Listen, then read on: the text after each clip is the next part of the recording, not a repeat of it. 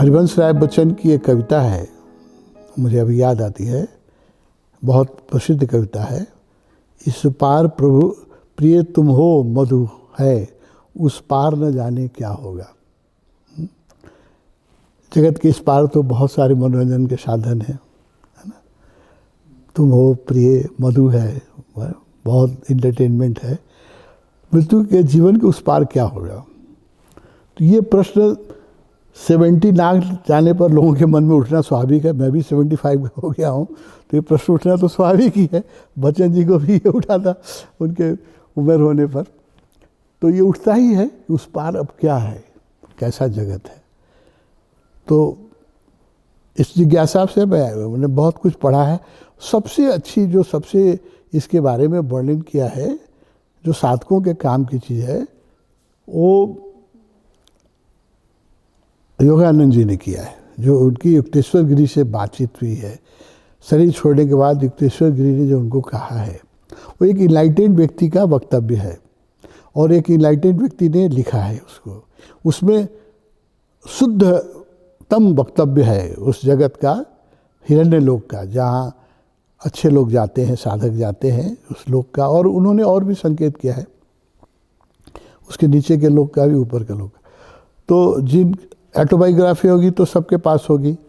मेरे मुझसे जो जुड़े हुए हैं सबको मैं कहता हूँ, तो कई लोगों ने वो खरीदा हुआ है मेरे मुझसे ऑटोबायोग्राफी, जिनको मैं मुझसे प्रेम है, करीब करीब सबको मैं कहता हूँ उसको पढ़ने के लिए।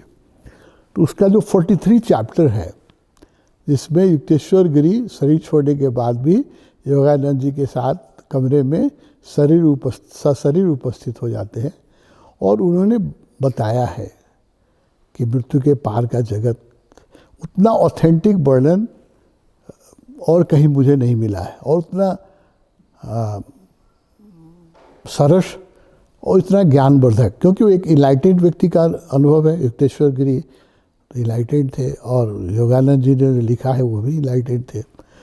तो दो इनलाइटेंड व्यक्तियों के बीच का वार्तालाप है वो तो शुद्धतम है।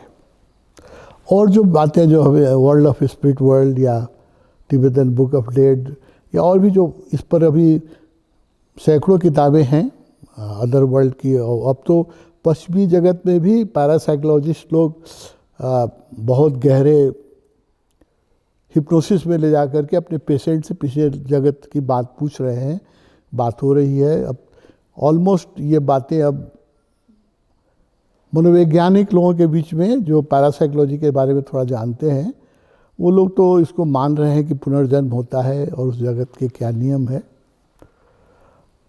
इसका विरोध भी बहुत होता है, क्योंकि पूर्वीय धर्म के अलावा सभी धर्मों में एक जन्म की ही कथा है और वो पुनर्जन्म में विश्वास नहीं करते हैं, इसलिए इसका विरोध भी बहुत होता है। वो तो जब गैलीलियो ने कहा कि पृथ्वी गोल है, तो चर्च ने बड़ा विरोध किया था कि बाइबल में लिखा हुआ है पृथ्वी फ्लैट है। और जब गैलीलियो ने कहा कि सूर्य पृथ्वी का परिक्रमा नहीं करता है, पृथ्वी सूर्य की परिक्रमा करती है, तो भी बड़ा विरोध हुआ था। भारत माने इंडिया जो लोग पृथ्वी पर रहते थे, उनका घमंड ये था कि हम क्यों किसी का परिक्रमा करेंगे, और दिखता तो ये कि चांद घूम रहा है, सूर्य घूम रहा है, हम तो घूम नहीं रहे। तो गैलीलियो का कितना विरोध हुआ था उस समय, उसको माफ़ी मांगना पड़ा था, और नहीं तो उसको फांसी की सज़ा दी जा रही थी, उसको माफ़ी मांगना पड़ा था अपने वक्तव्य के लिए। और चर्च ने पृथ्वी गोल है और सूर्य के चारों तरफ पृथ्वी घूमती है, इसको ऑफिशियली 1950 में ही आके एक्सेप्ट किया है। तो बातें तो सत्य लोगों को एक्सेप्ट करने में समय लग जाता है। तो अभी जो योगानंद जी ने कहा उस पर भी लोग बहुत कमेंट करते हैं कि नहीं, ऐसा कैसे हो सकता है। लॉ ऑफ स्पिरिट वर्ल्ड पर भी लोग विश्वास नहीं करेंगे बहुत लोग। ये सब तो चलता ही रहता है, क्योंकि हमारी जितनी क्षमता है, जो एक साधारण बात देख लो, अगर किसी के पास आँख नहीं हो, उसके सामने तुम इंद्रधनुष का वर्णन करोगे तो क्या समझेगा, है ना। वो तो कहेगा कि तुम कविता कर रहे हो, फैंटेसी बोल रहे हो, है ना। तो आध्यात्मिक एक मैच्योरिटी जिसकी नहीं है उनको तो ये समझ में नहीं आएगा, उनका विरोध करना भी स्वाभाविक है, वो विरोध नहीं करेंगे, अपना बचाव करते हैं विरोध करके।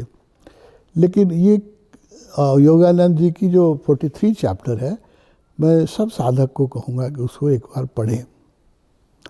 नहीं भी समझ में आए, एक बार में समझ में नहीं आएगा, मैं उसको करीब करीब हर साल एक बार पढ़ता हूँ, पिछले 50 साल से हर साल एक बार पढ़ता हूँ, और हर साल पढ़ता हूँ तो उससे कुछ नई मीनिंग आती है। तो कभी, इसलिए तो कहा गया है ना, धर्म ग्रंथ का पाठ होता है। एक बार में आप क्या समझ, अष्टावक्र गीता, महागीता आप एक बार पढ़ेगा तो क्या समझ में आएगा, उसको तो बार बार पढ़ना होगा, बार बार पढ़ना होगा। हर बार पढ़ेंगे तो वो कभी पुराना होगा ही नहीं, इसलिए ऐसे चीज़ों का पाठ करना पड़ता है। तो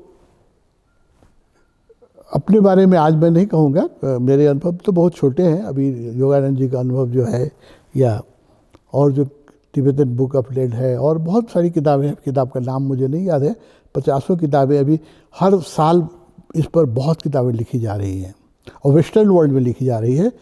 और ऐसे कम्युनिटी के लोग लिख रहे हैं जो एक पुनर्जन्म में विश्वास नहीं करते हैं, तो उन लोगों के सामने भी अब 50 प्रमाण रोज आ रहे हैं, पुनर्जन्म की कथाएं आ रही है और 50 प्रमाण आ रहे हैं।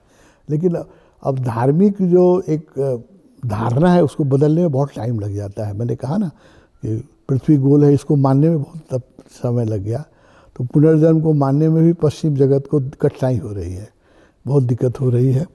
योगा को मानने में कठिनाई हो रही है। योगा, हम लोगों ने जब योगा शुरू कोशिश किया शिविरों में कराने का, तो कई लोगों ने ऑब्जेक्शन किया, योगा तो टोटली हिंदू पोस्चर है, तो हम लोग तो हिंदू नहीं, हमें क्यों आप योगा करने के लिए कहते हैं, है ना। तो लोगों की ऐसी धारणाएं हैं, तो बड़ा ही उससे बंधे हुए हैं, इसलिए लोगों का विरोध भी मुझे अब मैं कहूँगा तो और विरोध होगा, मैं बोलूँगा तो उसका तो भयंकर विरोध होने वाला है। इसलिए मेरे अनुभव भी बहुत छोटे हैं, कभी मौका मिलेगा तो इस पर बात करेंगे। ये किताबें सबसे मैं कहूँगा कि ये योगानंद जी की पढ़ें, उसमें आपको बहुत इंसाइट मिलेगा और आध्यात्मिक लाभ होगा। और किताबें जो हैं इन्फॉर्मेटिव हैं, उससे जानकारी होगी। और जो लॉ ऑफ स्पिरिट वर्ल्ड है, वो किताब ऑथेंटिक है, मतलब उसमें झूठ नहीं लिखा है, ये मैं कह सकता हूँ। उसकी हर घटना जो है ठीक है।